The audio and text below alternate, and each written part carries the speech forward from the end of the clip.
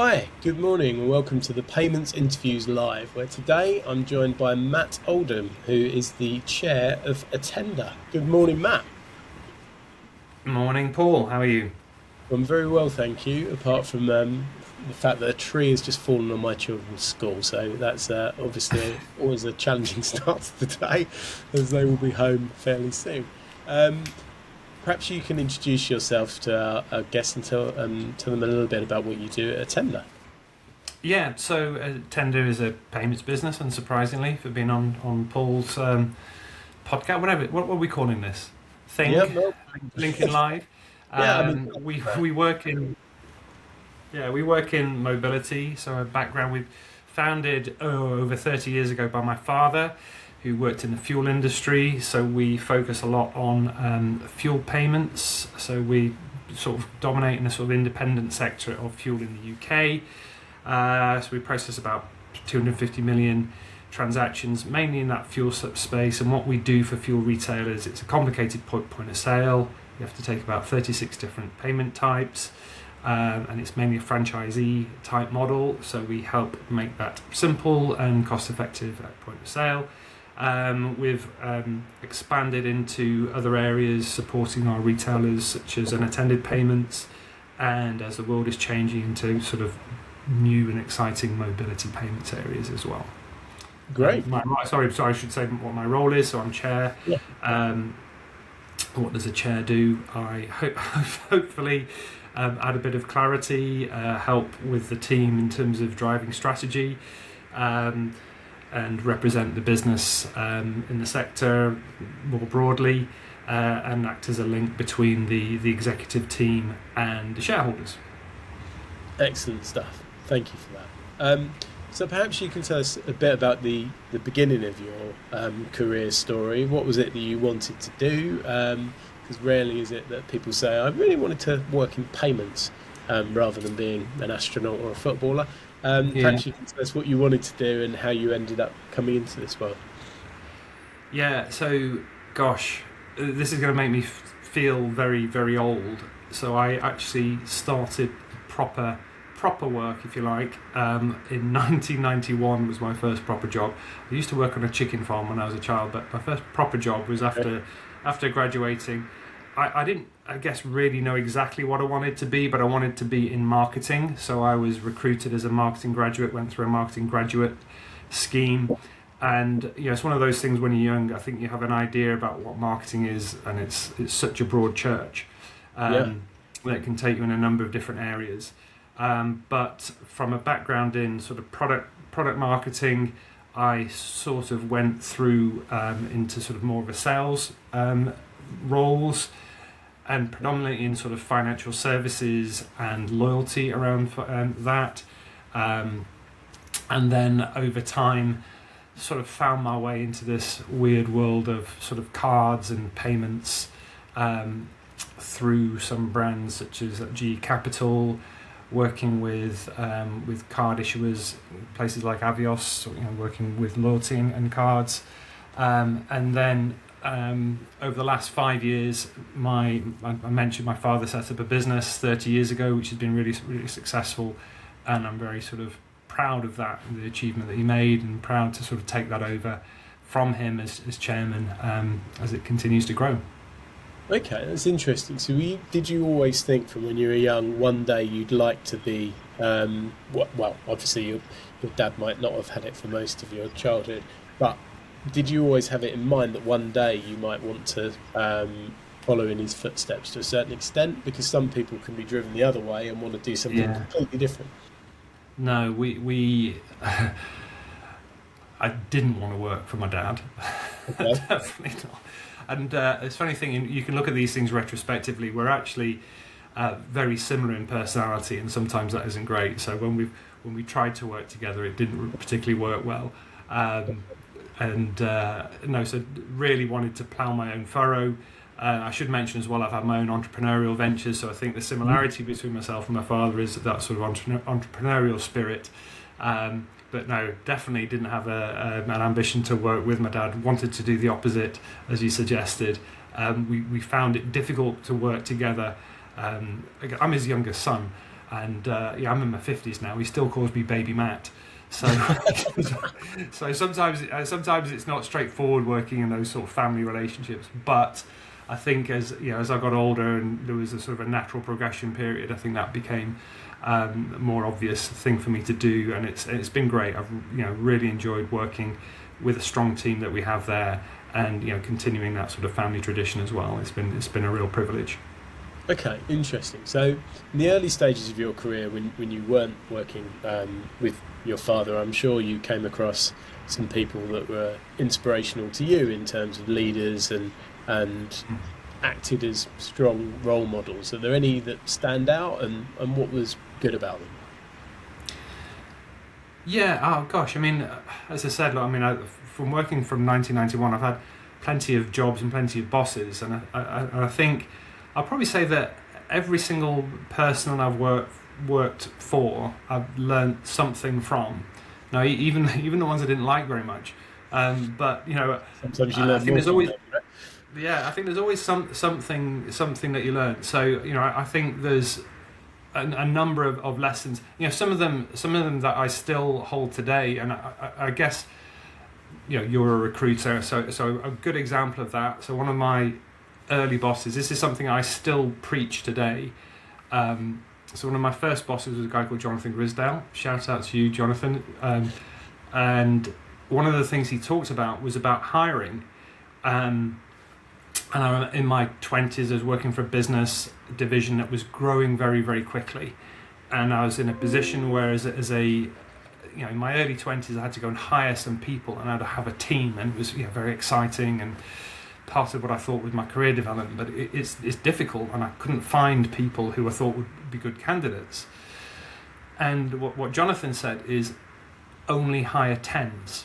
And what he meant by that was only hire people 10 out of 10. And the context was, he said, if you get frustrated or you hire someone who you think is an 8 just because you need to fill that role, that might work for the short term, but after a while they might go and hire someone, and they might hire someone who's an 8 out of 10, and before you know it, the business is full of 6 out of 10s. So he just said, be patient and never hire anyone who isn't better than you or isn't a 10 out of 10. And I think that's something that I absolutely today, and that was a long time ago, piece of advice I was given that I still really hold true. Be patient with who you hire, take the time to hire. I think in the UK sometimes we're much more hire and fire than in I've worked with some European businesses. They take it a lot more seriously. Take your time, get people who are going to add long-term value to your business. Okay, so you touched on a couple of things that are important to you when it comes to hiring. What else do you look for? Some people, for example, keep hiring really simple. Can the person do the job? Would I want to have a drink with them? There's a lot of people that subscribe to that as a principle, which you could argue is perhaps oversimplified, but you can see where they're getting at. What are the things that you hold dear when it comes to hiring? Yeah, well, I wouldn't necessarily put people you want to go for a drink with as a criteria. Again, if I look back at my own self as a 25-year-old, there's certain things that I look at myself looking back, think, wow, full of energy, vitality, really good on my feet, good in front of clients. I think, wow, that was really, really good. Maybe I'm not as good as that now. But then I look at myself now and think I'm a lot wiser, more experienced, more patient. And, so I think the blend of that is great. So I think often people hire people or businesses hire people who are the same, who look a similar profile or fit a certain psycho testing thing. I think diversity, the teams that have worked the best that I've been involved in, either led or been a part of, have had sort of an organic diversity of age, everything on that spectrum. So you want people who can think differently than you, communicate differently from you, solve problems differently, because they're more effective. I think people who hire people who are like them or hire to a certain for a fixed profile create one-dimensional businesses. So I think diversity is fantastic, and I mean that not just in the sort of standard ways, but age, gender, get people who think differently from you. That's interesting. It's one of the things I hear a lot. The other one being you want to try and hire people that are cleverer than you as well. That you think rather than be threatened by Really easy hiring. for me. Really easy. You took the self-deprecating angle. Excellent. Okay, so diversity is really fundamental. Are there any? Is there anything about hiring that, in terms of received wisdom, that you run away from? For example, um, there are processes that are very long these days. You can have Mm. several layers of presentations where you're presenting, where senior salespeople are asked to present their plans Yeah. for the next 30, 60, 90, and people sometimes can take them and say, thank you very much, and they hear nothing more. Are there any practices that you think, yeah, we don't do that, or we really support this way of doing it instead? Yeah, yeah. God, I mean, it's funny because, I mean, increasingly we sort of get job descriptions, and we do this internally. We create a job description, and it's like a laundry list of every single trait. It's like you'd never find that person. And I think there's also some research, isn't it, that men tend to think they look at a list of 20 things and go, oh yeah, I can do that. Where women look at it and go, well, I can't do that one, therefore I can't apply for this job. I'm sure you've probably seen that research. I think, I mean, let's be a bit more human in this. It's unrealistic to have every single thing. So I think looking at the human being, accepting that they're never going to be perfect, but really looking at the strengths that they've got and what you can build with those, and how they fit into the rest of the team that you've got. Going back to that thing of, it being a jigsaw puzzle, trying to, building a team, rather than looking, going back about hiring tens, but just being realistic about what you're asking for and what a 10 could look like. Yeah, no, that makes sense. That makes sense. Okay, and so I can remember getting advice at the early stages of my career from people that I looked up to, that has stuck with me. Like, keep it simple was something that wasn't bad advice from someone very senior in my first Yeah. job. Is there any bits of advice that you've had that you think, "That actually was terrible and I've avoided that, that I've learned that perhaps I gave that too much weight"? Like, so I can again think of lots of different leaders that have given terrible bits of advice. Somebody once said to me, I like to give people enough rope so they can hang themselves, which I thought was the most negative thing I've ever heard. Is there Yeah. anything that you've received that you thought, oh God, no, I've learnt a lot from that because it was such bad advice? I know it is funny because people give bad advice, tend to be bad leaders. So Yes. I think, don't listen to those. But I think it's interesting because you probably look back at that person and probably think, what an idiot. And I think that, a better piece of advice is just think about the relationships last a long time in business, and you should treat them with care. And people have long memories, so you might change and develop and personally grow over a period of time. But if you're an arse 10 years ago to someone, they think you're an arse now. So I Yeah, think, just absolutely. be careful. Your relationships are really, really valuable, and all these types of things where you're given stupid or aggressive advice like that will stick with you. And so I think a better piece of, rather than dwelling on bad advice, I think a really good piece of advice that I was given a long time ago is really nurture your relationships. And I think that's very valid for a conversation on LinkedIn when it's about connections and this and the other. You should really treat them properly and not transactionally. Yeah. And what I mean by that is only connecting to people when you want something from them. I'm a firm believer in what goes around comes around. Doing little bits of I've got relationships and friendships and connections that I've had for 20 plus years, and over time that's been really valuable to me, and hopefully I've helped that the same way. Whether that's been sort of practical, your practical needs or emotional needs, or just sometimes friendship is also really important, and support. So if you can help someone, it will come back to you and more. So I think that's be kind, and it'll come back. That makes say sense. things to people like, give people enough rope to hang themselves. It's not kind. So No, it's certainly not. No. Okay, so it sounds like from the lessons you've learned, you've established a leadership style that is based on kindness and decency and non-transactional relationships, where you're actually trying to, over the course of 10, 15 years, try and be at least as helpful to one person as they're being to you. Is that fair to say? Yeah, look, and I've going back. I think you mentioned bosses who have been role models to you. I think my father, who set up this business a long time ago, he's been a real role. I'd never tell him this to his face, but he's really modelled a type of leadership which I think is very core to our business. And we have people in our business that have been 15 years plus with the business because it treats people well, and they treat our business well because and it becomes this virtual circle. So I think it is. It sounds cynical to say that it's a good way to to retain your staff, or it's a good way to get the most out of people. I'm not saying that. It just becomes reciprocal. If you treat people fairly, and you treat people well, you treat people with kindness when they need it.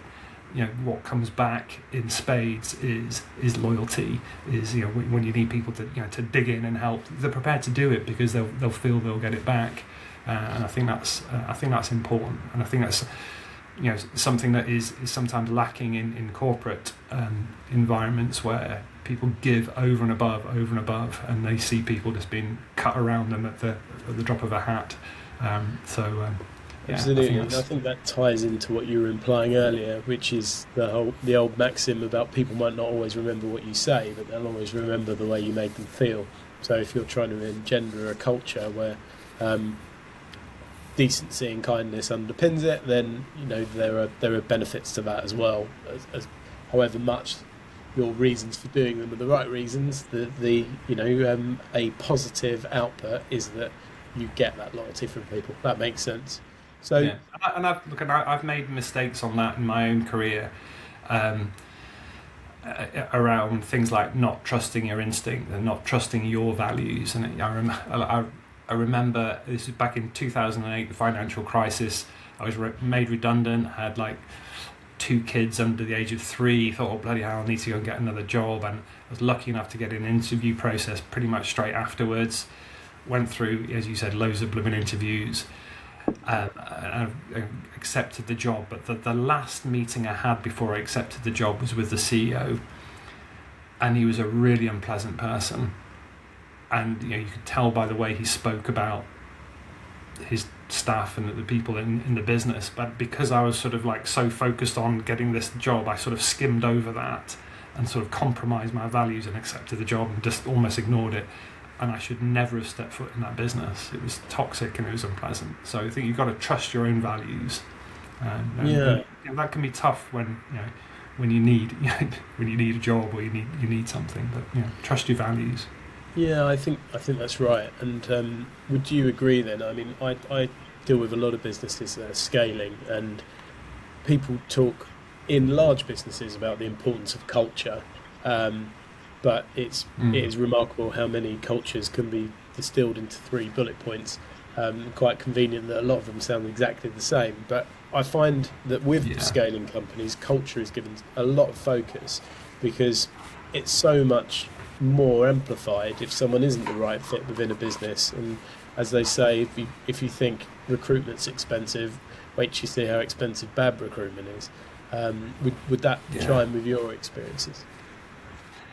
Yeah, and I think in sort of start-up business and scale-up businesses, which are fewer people, often it's a little bit more clumsy and cluttered, and things aren't as smooth that you might have from a bigger organisation. You do have to make sure that people will fit into that environment. It isn't for everybody. If you can't pick up the phone and something's done for you, you have to do it yourself. That really suits some people, but making sure people will fit into that culture. But it's vital that the leadership team live the values. You can write it down on mouse mats and all you like, but if your leadership team aren't living them, that makes no odds. Yeah, I would agree. Okay, so let's talk a little bit about the world of payments at the moment. What's your what are you excited about the future? What do you think that are the things that annoy you about payments at the moment? Because there's always something that annoys people in my experience. Yeah. Oh, we can be a really annoying industry. What excites me is the constant amount of innovation that is happening. What annoys me a little bit, there's two things. One of them that annoys me is the speed to get innovation into into people's wallets or live. But I think that the thing that annoys me the most probably is this expression called the payment experience. And now I'm guilty of saying this myself. And if you go, there are like 1,000 payment events and conferences around the world, and you'll always hear people talking about the payment experience. And I think what it does is really highlight that in payments, I think we're sometimes a bit isolated from the end user and the retailer, because there isn't really a payment experience. There's either no experience at all, just because the payments worked, or there's a payment failure. There is, but we talk about it in the industry as if people really care about the act of paying. They don't. They're buying a product or they're buying a service, and that wouldn't matter if it didn't lead to some really dumb things happening. And so, I mean, I'll give you a couple of examples of that, and it's bad to use a sample size of one, but I think this will chime. So my wife and I love to go to West Wales and walk our dog in the rain on most beautiful beaches in Europe. And there's one particular beach where there's a car park, and the only way you can pay is by app, but there isn't Wi-Fi within a 10-mile radius of there, which is it's just irritating. And we've actually done we're actually releasing a piece of research over the next month or so. In fact, we should probably put it. I've seen Rory Stewart do that. We'll put it in the description, but I don't know. I'll send you a link to it. Sure. Part of the research was 20% of people have been fined because a car parking machine didn't work. It's just irritating. And again, I'm not sure if you've got an EV. I've got an EV. You speak to anybody who has an EV, and they will tell you about payment problems. It's clunky. It does things like you have to download an app and you're in a car park, it's made of concrete, or authorization not working. So it's not a payment experience. It's just a bad experience, and then it has knock-on impacts for retailers. If you can't make a payment, or if it's awkward, well, you won't go to that shop and that retailer won't get that trade. So payments is really important, but we shouldn't be talking about payment experience in isolation from either the customer or the retailer. And again, this is starting to sound a bit ranty, but we've done this piece of research in an industry that is obsessed with being frictionless and being seamless. In the research that we did, the second preferred payment method was cash, and that's because people know it works, they understand it, and it's robust. So I think of course we should innovate, but we need to not forget common sense, and we need to make sure it's reliable. And there is most of the time payments are great, and we're particularly in London and the southeast, we're really, really well served. In London you can pay with your face. I don't know, it's really easy, but you go to Wales or the northeast, you can't. The infrastructure and investment is way behind, so there isn't a seamless payment infrastructure across the country. And there's also sort of demographic issues. We in the payment industry put a lot of focus on mobile wallets, but I think only 2% of 65-year-olds and over have and use a mobile wallet. And you could dismiss that and say, well, that's just old people. But that's like 25% of the paying population are not being served. And then, massive big geographic discrepancies as well. So, look, it felt like a bit ranty, but I think we need to be innovating, but take customers with us and try and get roll out which is seamless, and just not make silly mistakes. And I think an example that I would use. So this is a long time ago. I was lucky enough to go to Las Vegas on a study trip with a retailer, which sounds like a blag, but it was great. It's where the highest retail spend per square foot. It's where the most innovation happens in payments, in loyalty, and all this type of stuff. If you go to the casinos, so the casinos they get customer input and research on everything. Absolutely everything. So the sound a payout makes on a fruit machine, whatever they call them, the sound a button, the click makes, they research it and research it and research it to the nth degree. And there is no way a casino would introduce a payment method that wasn't fully understood by a customer, or wasn't fully robust. But we seem to think that it's okay to do that. So I think that's the sort of the high watermark, if you like, the benchmark. About it, getting customers engaged, make sure customers' experience is part of the decision to roll out payments. Yeah, I think you're right. Keeping the customer in mind should be important for any kind of sales, but I think it is quite a unique industry for being very excited about the complexity of it and not really making enough effort to make it simpler either. As everyone says, anybody can make something sound complicated. It's making it sound simple and useful to what the customer's actually looking for. I'd agree. I read a press release the other day from a payments company, and I genuinely had to put it through AI to work out what they were talking about. Yeah. But look, 20 years time we will be paying with methods that don't exist today, and I'm all in for that. All in, but let's take all the stakeholders with us at the same time. No, I think that's good advice. Okay, well, thank you very much, Matt. I think that's very quickly. There's half an hour pretty much gone, but I really appreciate your time.